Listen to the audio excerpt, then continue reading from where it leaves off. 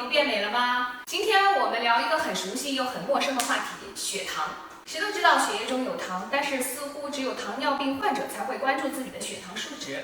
可是呢，如果我说血糖浓度直接影响了衰老的速度和寿命，你是不是立刻就对这个话题充满了好奇心呢？我国大概有1/10的人患有糖尿病，有超过1/3的人处于糖尿病的前期，也就是说，有1半的人口的血糖控制都发生了问题。随着检测技术和生理指标的更新，这个范围呢还在不断的扩大。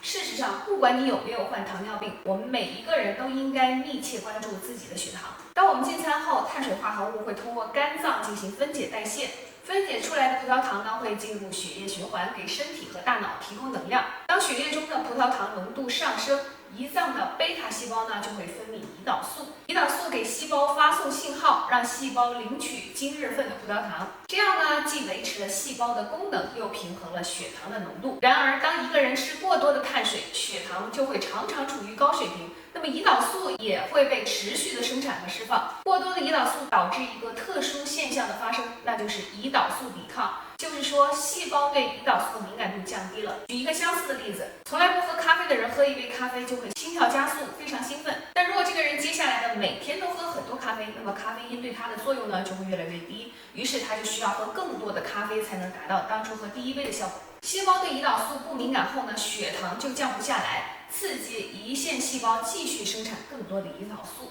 于是产生了恶性循环，胰岛素越多，细胞越抵抗，细胞的工作就越辛苦，直到胰脏细胞精疲力尽，彻底罢工。目前判断一个人是否得了糖尿病或者前期糖尿病，靠的是检测血糖。但是研究发现，在血糖有变化的几年之前，胰岛素水平已经开始不对劲儿了。胰腺细胞之所以拼了命的要降血糖，是因为血糖长期保持高的状态对身体百害无一利。糖尿病、白内障、阿尔兹海默症、动脉粥样硬化和帕金森等疾病都与之相关。高血糖的首要危害是糖化作用。首先，葡萄糖可以通过美拉德反应跟氨基结合生成糖化中产物 AGE。AGE 跟生物大分子结合会破坏其活性。比方说，当 AGE 与胶原蛋白结合后，会导致胶原蛋白分子之间的交联。被交联的胶原蛋白失去功能，而且不能被酶识别和代谢，最终会阻碍胶原蛋白的有效修复，进而导致皮肤过早的老化。此外呢，不仅胶原蛋白，弹性蛋白也会受到 AGE 的影响，导致皮肤弹性的下降。另外呢，长老年斑也跟 AGE 有莫大的关系。重要的是，血液是在全身流动的，因此 AGE 不仅影响皮肤，还影响全身的其他纤维组织。只要是血液流过的位置，都会受到攻击，比如说血管啊、眼睛啊、内脏啊、神经等等。另外呢 ，AGE 还会诱发炎症和氧化应激。要知道，慢性炎症和氧化应激是导致衰老相关的外观和疾病的重要原因。高血糖不仅促进衰老，还影响体型。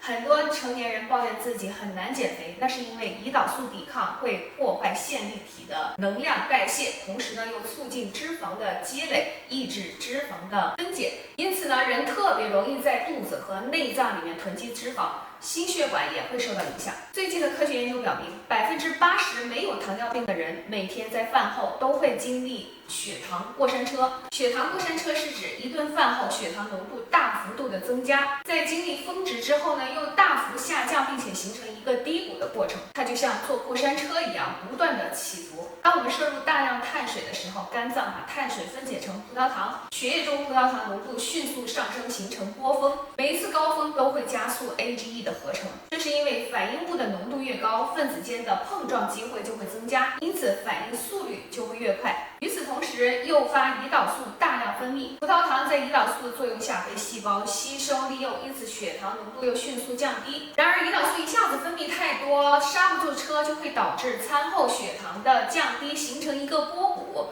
血糖进入低谷，不但会让人不舒服，而且会让人以为自己又饿了，从而又摄入一些甜食，然后呢，血糖再次进入波峰，循环往复。即使是自以为饮食很健康的人，都难免经历血糖过山车。不久前，我和丁爸都在手臂上安装了一个连续血糖监测仪这个小监测器呢，一旦安装，就可以对血糖水平呢进行为期2个星期的实时监控。我安这个并不是因为体检发现了什么问题，而是纯粹为了好玩。因为呢，我自以为是饮食很健康的那种人哈，血糖一定会很平稳。但是呢，我还是高估了自己，在喝了半杯的胎 T 之后呢，我的血糖立马冲出了标准值。另外一次高峰呢，是在吃韩式料理。我一直以为韩餐很健康哈，有菜有肉又有豆制品，而且那顿饭呢，我都没有吃主食，但是血糖依然飙了起来。后来仔细分析呢，觉得可能是因为泡菜烤肉还有拌饭中的酱料含糖量太高导致的。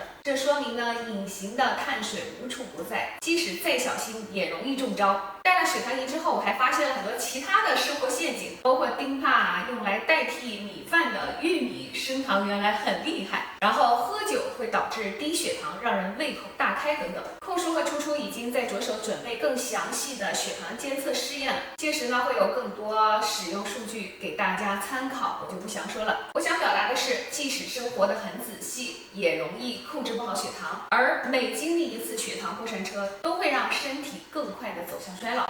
通过我的血糖监测，结合文献数据，我总结了3个让血糖尽量保持平稳的小细节，分享给大家。第一个就是断食后的第一餐，对于我来说是午餐，但对于很多小伙伴来说是早餐。一定要减少碳水的比例，因为在空腹状态下，糖分很容易被迅速的吸收。最好是不吃碳水，但是实在馋了呢，可以先吃蔬菜、蛋白质、脂肪，再吃碳水，这样呢会让血糖曲线变得更平稳。第二点是，饭后适当的运动能让血糖更快的回归正常。对于我来说，吃饱饭之后的最佳运动呢，就是做家务或者是遛狗狗，既降了血糖，又把家里收拾干净，还晒了太阳。狗狗也高兴，一举多得。第3点，如果想更精致一些，可以在餐前服用一些控糖的保健品，比如说苹果醋贝塔葡聚糖等等。还有我们的减肥丸子中的海藻提取物也有非常好的控糖效果。最后一点是，技巧再多也不如少吃一口。奶茶大家还是尽量少喝吧。好啦，这期丁妈吃点评就到这里啦。如果你觉得有收获呢，请在底下点赞并且转发给有需要的小伙伴。就到这里啦，咱们下期再见，拜拜。